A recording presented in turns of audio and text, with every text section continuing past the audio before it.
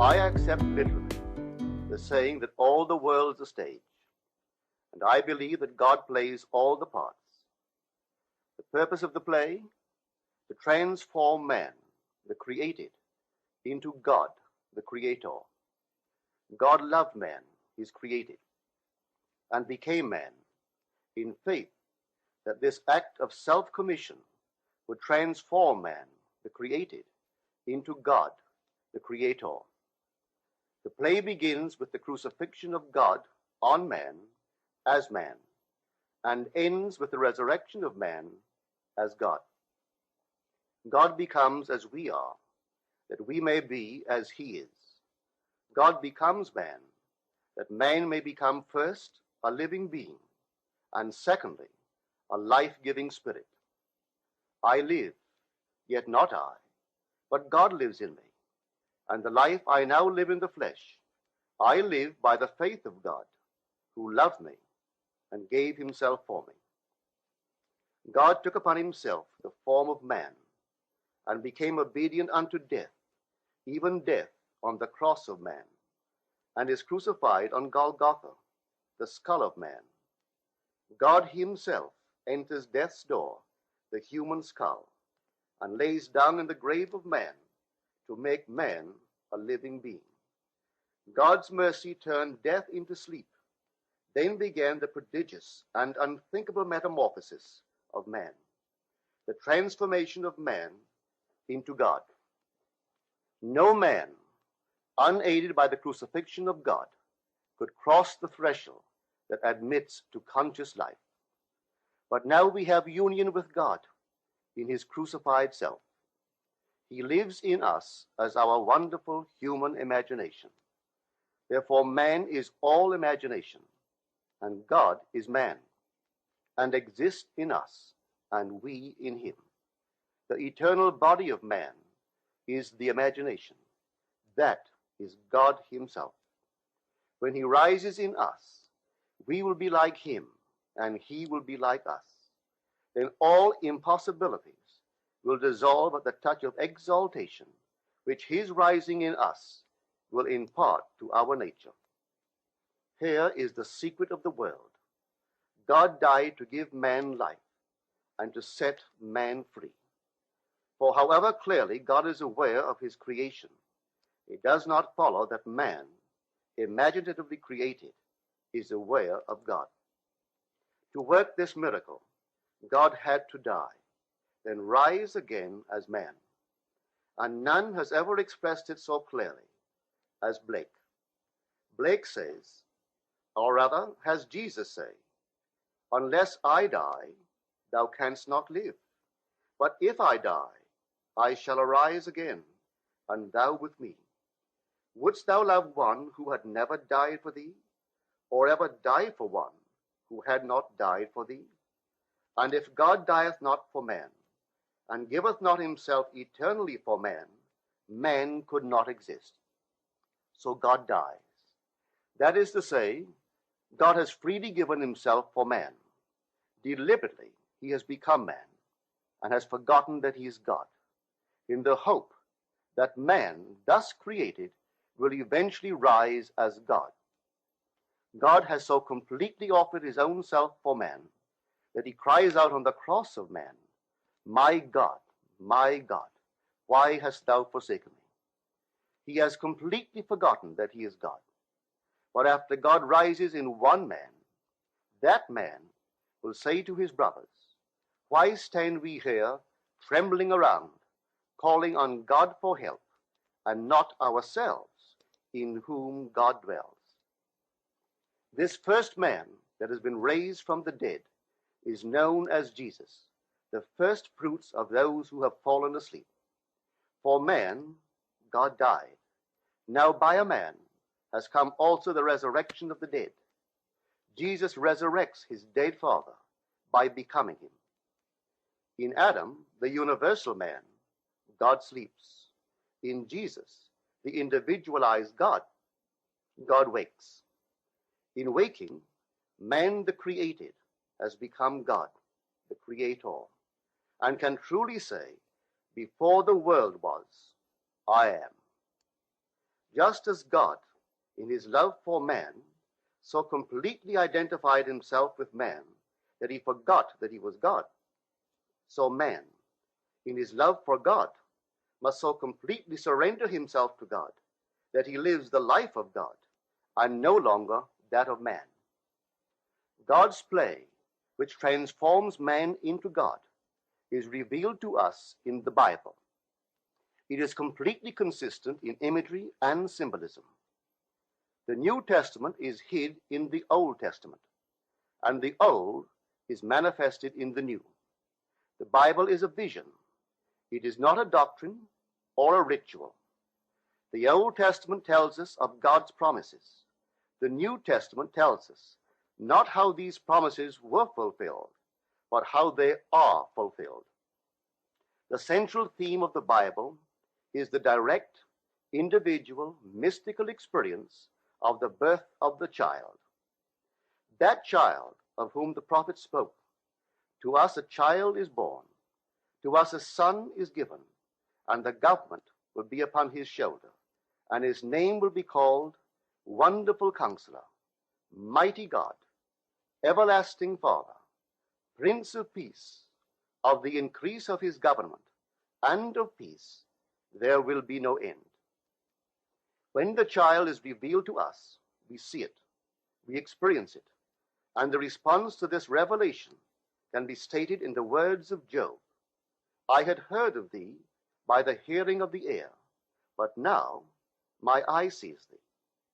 The story of the incarnation is not fable, allegory, or some carefully reasoned formula to enslave the minds of men, but mystical fact.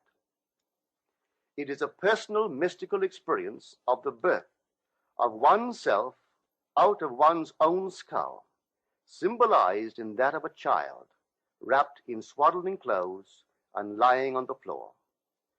There is a distinction between hearing of this birth of a child from one's own skull, a birth which no scientist or historian could ever possibly explain, and actually experiencing the birth, holding in your own hands and seeing with your own eyes this miraculous child, a child born from above, out of your own skull, a birth contrary to all the laws of nature. The event, as it is recorded in the Gospels, actually takes place in man. But of that day or that hour when the time will come for the individual to be delivered, no one knows but the Father. Do not marvel that I said to you, you must be born from above. The wind blows where it wills, and you hear the sound of it, but you do not know whence it comes or whither it goes. So it is with everyone who is born of the Spirit. This revelation in the Gospel of John is true. Here is my experience of this birth from above. Like Paul, I did not receive it from man, nor was I taught it, but it came through the actual mystical experience of being born from above. None can speak truly of this mystical birth from above but the one who has experienced it. I had no idea that this birth from above was literally true. For who, before the experience, could believe that the child, the wonderful counselor, the mighty God, the everlasting Father, the Prince of Peace, was inwoven in his own skull? Who, before the experience, would understand that his Maker is his husband, and the Lord of hosts is his name? Who would believe that the Creator went in unto his own creation, man, and knew it to be himself, and that this entrance into the skull of man, this union of God and man, resulted in the birth of a son out of the skull of man, which birth gave to that man eternal life and union with his Creator forever? If I now tell what I experienced that night, I do so not to impose my ideas on others, but that I may give hope to those who, like Nicodemus, wonder how can a man be born when he is old? How can he enter a second time into his mother's womb and be born? How can this be? Well, this is how it happened to me. A heavenly dream in which the arts flourished was suddenly interrupted by the most intense vibration centered at the base of my skull. Then a drama as real as those I experience when I am fully awake began to unfold. I felt myself within my skull, trying to force my way out through its base. Something gave way, and I felt myself move, head downward, through the base of my skull. I squeezed myself out, inch by inch. When I was almost out, I held what I took to be the foot of the bed and pulled the remaining portion of me out of my skull. There on the floor, I laid for a few seconds. Then I rose and looked at my body on the bed. It was lying on its back and tossing from side to side like one in recovery from a great ordeal. As I contemplated it, hoping that it would not fall off the bed, I became aware that the vibration which started the whole drama was not only in my head, but now was also coming from the corner of the room. As I looked over to the corner and wondered if that vibration could be caused by a very high wind, a wind strong enough to vibrate the window, I could not believe that the vibration which I still felt within my head was related to that which seemed to be coming from the corner of the room. Looking back to the bed, I discovered that my body was gone, but in its place sat my 3 oldest brothers. My oldest brother sat where the head was. My second and third brothers sat where the feet were. None seemed to be aware of me, although I was aware of them and could discern their thoughts. I suddenly became aware of the reality of my own invisibility. I noticed that they too were disturbed by the vibration coming from the corner of the room. My third brother was the most disturbed and went over to investigate the cause of the disturbance.